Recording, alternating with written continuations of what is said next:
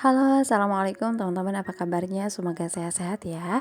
Terima kasih banyak sudah klik videonya. Semoga apa yang aku share bisa bermanfaat untuk teman-teman semua, dan semoga teman-teman selalu dilancarkan rezekinya ya. Amin ya rabbal alamin. Oke teman-teman, sekarang aku mau bikin roti. Jadi sebelumnya aku mau nyiapin es batunya. Ini aku udah nyiapin di freezer ya. Setiap 50 gram es batunya ditaruhnya di dalam plastik seperti ini teman-teman ya. Terus ini aku geprek-geprek biar jadi serpihan gitu. Nah ini aku masukin ke dalam gelas seperti ini. Ini cuma 50 ml ya. Nah ini yang aku persiapkan untuk bikin roti. Dimulai dari tepung, gula, telur, butter, ragi, dan lain-lain. Aku tulis aja teman-teman ya. Oke, sekarang aku mau masukin tepungnya. Ini tepungnya aku pakai 250 gram ya. Tepungnya tepung protein tinggi semuanya. Terus ini susu bubuk 20 gram teman-teman. Lanjut untuk ragi instannya 5 gram ya. Aku pakai Sav instan. Nah sekarang aku taruh garam Himalaya 3 gram. Kalau bisa naruh garamnya ini berseberangan dengan ragi, soalnya garam bisa memperlambat kerja ragi ya. Terus gula pasirnya 60 gram. Terus bread impropernya 1 gram. Nanti untuk link pembelian bread improper aku taruh di bawah judul video ini ya. Dan sekarang untuk bahan keringnya aku aduk dulu ya biar tercampur merata. Selanjutnya aku masukin bahan yang basah. Ini 1 buah kuning telur teman-teman. Lanjut untuk susu UHT nya, ini susu dingin ya 70 gram. Terus whipped cream 25 gram. Ini whipped creamnya dingin ya teman-teman. Terus air es plus serpihan es batunya sekitar 30 gram teman-teman, disisain 20 gram ya. Nah untuk air tidak dimasukkan semua sekaligus, nanti kita lihat tingkat kelembekannya ya teman-teman. Oke, sekarang aku mixernya dimulai dari 1, 2, sampai 3 ya. Jadi maksimalnya speed 3 untuk adonan berat. Terus untuk adonan yang sedikit cuma 250 gram, biasanya aku lebih enak pakai pedal teman-teman ya ngemixernya dibandingkan pakai dough hook. Nah untuk mixer yang aku gunain ini andalan aku teman-teman, mereknya Idelife ya. Ini kapasitasnya 5 liter. Dan ini tuh aku enak banget kalau dipakai untuk ngadonin roti ataupun donat. Sekarang aku tambahin untuk air esnya teman-teman ya. Jadi ditambahin sedikit-sedikit aja. Nah sekarang aku mixer lagi sampai setengah kali, baru nanti dikasih butter ya. Nah sekarang aku tambahin lagi untuk serpihan esnya. Jadi aku lihat tadi adonannya masih terlihat kering ya. Terus kenapa aku pakai air dingin, terus ada serpihan esnya, pakai susu yang dingin juga teman-teman. Itu untuk menjaga kondisi adonan ya. Suhu adonan diusahakan jangan sampai panas. Karena kalau panas nanti fermentasinya lebih cepat dan rotinya itu banyak gelembungnya, terus si ikatan glutennya akan rusak. Nah ini adonannya udah setengah kali. Sekarang aku masukin butter teman-teman, butternya 30 gram ya. Terus ini mentega putihnya 5 gram.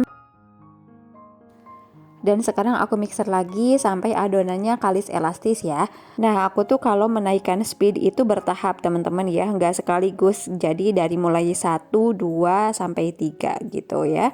Oh ya teman-teman, kalau pengen rotinya moist berhari-hari, lembab gitu ya, bagus. Jadi kita bisa menambahkan kuning telur 1 buah. Tapi kalau kita menambahkan kuning telur, nanti airnya dikurangi ya, disesuaikan gitu. Terus aku seneng pakai stand mixer Idelife ini, selain kita bisa ngadonin yang banyak, ini tuh mixernya tangguh teman-teman ya. Jadi kalau kita mau menilai stand mixer itu bagus, kita cobain untuk ngadon roti atau donat teman-teman ya. Kalau dipakai ngadon roti sama donat bagus, insya Allah dipakai untuk kue pun bakalan bagus teman-teman. Nah ini untuk adonannya aku lihat udah mulus teman-teman ya. Kalau kita melihat adonan mulus itu, ini tandanya udah kalis. Dan untuk tingkat kelembekannya ini agak lembek, jadi nanti rotinya bisa lembut. Nah teman-teman bisa lihat ya untuk adonannya ini pas aku tarik, nah tidak putus kan. Ini tuh bener-bener lentur teman-teman ya. Jadi untuk pembuatan roti ini salah satu alat yang menentukan adalah mixer ini teman-teman ya. Kalau mixernya bagus, insya Allah untuk adonannya juga bisa sampai kalis elastis. Nah, sekarang aku mau rentangkan adonannya lebih dekat. Teman-teman bisa lihat ya, kalau adonan ini udah kalis elastis, terbentuknya window pane gitu. Ini bagus banget teman-teman, itu kan. Jadi kalau aku regangkan seperti ini tidak mudah robek. Ini bagus banget teman-teman ya. Nah, untuk lama ngemixernya ini sekitar 23 menit teman-teman, sampai bisa kalis elastis seperti ini ya. Aku hitung sejak aku memasukkan butter. Nah, aku tuh paling senang teman-teman kalau ngelihat adonan sebagus ini ya. Alhamdulillah ini bagus untuk hasil dari ngemixernya. Oke, karena ini udah kalis elastis, jadi untuk restingnya cukup 10 menit aja ya, nggak perlu lama-lama. Ini aku bulatin dulu, terus aku taruh aja di bowlnya teman-teman, dan ditutup pakai kain bersih ya, selama 10 menit. Oke, sekarang aku kasih margarin di alas kerjanya biar tidak lengket ya. Dan ini udah 10 menit, sekarang aku akan bagi-bagi adonannya. Nah, sekarang aku bulatin sambil ditekan-tekan aja biar udaranya hilang. Dan aku bagi lagi menjadi 40 gram ya untuk setiap rotinya.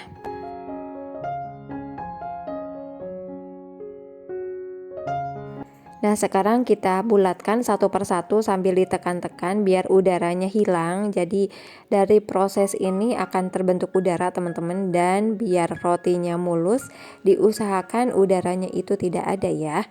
Nah, seperti ini dibulatkan, terus kita rounding sambil ditekan juga pada saat ngeronding biar udaranya itu benar-benar hilang. Nah, sambil aku ngeronding satu persatu, jadi adonannya ditutup teman-teman ya biar tidak kering.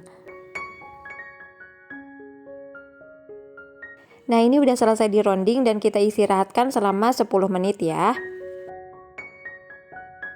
Nah, setelah 10 menit aku ambil adonannya dan akan aku gilas teman-teman. Sekarang mau dibentuk untuk roti konde. Oh ya, sebelumnya si rolling pin ini udah dikasih margarin teman-teman ya, biar tidak lengket. Lanjut kita tekan-tekan biar permukaannya rata ya. Setelah itu dibalik. Oke, lanjut, sekarang aku kasih pasta kacang hijau. Biasanya untuk roti konde dikasih pasta-pasta yang berbentuk padat seperti kacang hijau, kacang merah, terus ada juga rasa taro dan lain-lain ya. Nah, untuk ngebentuknya seperti ini teman-teman ya, ditekan-tekan di bagian ujungnya. Nah, teman-teman boleh perhatiin untuk cara bikinnya seperti ini aja ya.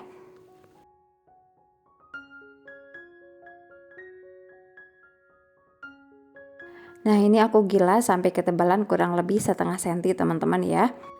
Nah, sekarang aku iris-iris pakai pemotong pizza di bagian tengahnya aja ya, nggak sampai ujung. Terus aku tarik seperti ini teman-teman. Nah, seperti ini ditarik. Setelah itu aku roll. Nah, di rollnya berseberangan seperti ini ya. Oke, setelah di roll baru aku bentuk seperti konde. Nah, dilipat seperti ini teman-teman, ditaliin ya, terus keluar deh ujung kondenya. Oke teman-teman, selanjutnya setelah aku bentuk semuanya, nanti akan aku proofing atau diistirahatkan sampai ukurannya bertambah 2-3 kali lipat. Nah, biasanya aku proofing di oven aja, ovennya nggak dinyalain ya. Nah, ini setelah 1 jam, setelah ukurannya 2 kali lipat seperti ini teman-teman, aku akan manasin oven atau preheat ya. Nah, untuk suhu preheat sama dengan suhu pemanggangan minimal 10 menit. Untuk suhu atasnya 220 derajat, suhu bawahnya 170 derajat. Nah, ini aku putar 30 menit teman-teman ya, karena waktu pemanggangan roti manis seperti ini maksimal hanya 15 menit aja. Dan sisa waktunya 15 menit itu untuk preheat ya. Jadi total waktu aku putar 30 menit. Nah, untuk suhunya 220 derajat Celcius api atas dan 170 derajat api bawah selama 13 menit. Dan 2 menit terakhir aku panggang di suhu 230 derajat api atas aja. Nah, oven yang aku gunakan adalah oven Idealite. Jadi ini tuh ovennya low watt. Terus untuk fungsinya udah lengkap, api atas bawah, ada tombol secara terpisah ya. Terus ada tombol untuk blowernya juga. Api atas bawah plus blower, ada api atas bawah plus rotisserie. Jadi kalau ada blower itu bagus banget untuk kue-kue kering ya teman-teman. Aku pernah manggang kastengel, terus nastar, itu bagus banget hasilnya. Terus selain lowat, ini dilengkapi dengan diamond cavity teman-teman, jadi bisa memancarkan panas secara merata.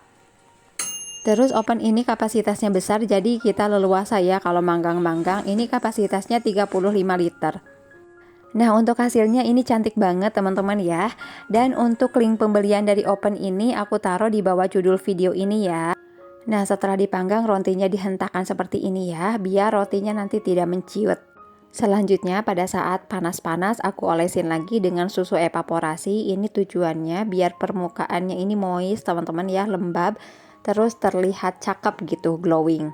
Nah ini dia teman-teman, rotinya bagus banget, teman-teman bisa lihat dari permukaannya. Ini matangnya bagus ya, merata, terus glowing juga. Oke teman-teman, selamat mencoba. Nah untuk step-stepnya seperti yang aku bilang tadi ya selama video ini. Dan untuk alat-alat yang aku pakai plus produk yang aku pakai, nanti link pembeliannya aku taruh di bawah judul video ini ya. Barangkali teman-teman butuh, tinggal klik aja di sana. Nah ini semua udah dipanggang teman-teman ya. Jadi untuk adonan 250 gram menghasilkan 13 buah roti seperti ini. Banyak banget ya teman-teman, alhamdulillah. Karena ini adonannya bagus sampai kalis elastis, jadi pengembangannya juga bagus.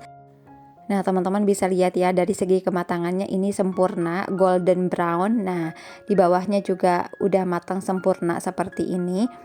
Nah teman-teman bisa lihat ya untuk dalamannya ini lembut banget. Terus serat-seratnya juga bagus, panjang-panjang ya, karena aku menggunakan tepung protein tinggi. Nah ini tuh selain lembut, wangi juga teman-teman. Wanginya enak banget karena aku menggunakan bahan-bahan yang premium ya. Oke teman-teman, terima kasih banyak sudah nonton videonya sampai selesai. Semoga apa yang aku share bisa bermanfaat ya. Assalamualaikum.